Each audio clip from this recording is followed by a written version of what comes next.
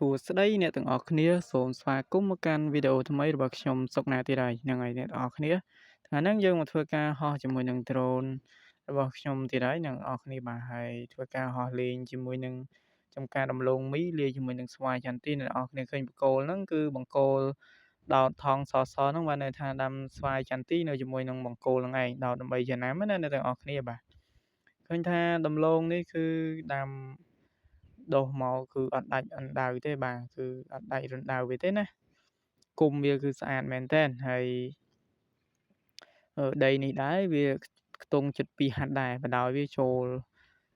ជាង100ម៉ែត្រហើយ180ម៉ែត្រហើយបដោយប៉ុន្តែទទឹងវាខ្ទង់តែល្បាក់30-40ម៉ែត្រទេអញ្ចឹងហើយដីនឹងបានតែជាង1ហត្ថទេអ្នកទាំងអស់គ្នាបាទហើយនេះគឺចូលដីគេហ្នឹងហើយឥឡូវខ្ញុំធ្វើការបួងចង្កូតមកវិញបាទដោយសារតែអីដោយសារតែយើងរៀនលេងអញ្ចឹងណាអ្នកទាំងអស់គ្នាអញ្ចឹងក៏សូមអ្នកទាំងអស់គ្នាកុំភ្លេចជួយចុច Subscribe ក៏ដូចជាចុច Like វីដេអូនេះម្នាក់មួយផងដើម្បីជាកម្លាំងចិត្តមកដល់ Admin អញ្ចឹងអ្នកទាំងអស់គ្នាបាទហើយដ្រូនរបស់ខ្ញុំអ្នកទាំងអស់គ្នាបានដឹងហើយថាដ្រូនរបស់ខ្ញុំប្រភេទ model អីអញ្ចឹងណាព្រោះដោយសារតែខ្ញុំអាសាប្រាប់អ្នកទាំងអស់គ្នាក្នុងវីដេអូរបស់ខ្ញុំហើយពពួកនេះគឺគេហៅថា brand ដែលយើងយកផលិតវីដេអូបានណាពពួក DJI អ្នកទាំងអស់គ្នាហើយនេះគឺយើងតេស្តទឹកដៃយើងលេងទេបាទអ្នកទាំងអស់គ្នាបាទហើយក៏មានបច្ចេកទេសខ្លះៗចែកជូនអ្នកទាំងអស់គ្នាហើយជាក់ស្ដែងវីដេអូនេះហៅថា100សំណាងលើ1ឯបាទ មែនខ្ញុំថាអញ្ចឹងពួកអីខ្ញុំហោះអញ្ចឹងខ្ញុំហោះងាកកន្លែងចំណុចត្រង់នេះឯងតែប៊ីសប៉ះជាមួយនឹងដើមឈើទាលដែលនៅនឹងព្រំដីអ្នកនរគ្នាកន្លែងនេះកន្លែងដើមចេកទេតែក្បែរដើមចេកហ្នឹងឯងខ្វះដូចជាខ្ទង់មិនដល់កន្លះម៉ែត្រទេអ្នកនរគ្នាបាទកន្លែងនេះគឺប៊ីសតែម្ដងគឺខ្ញុំបុកពោះអស់តែម្ដង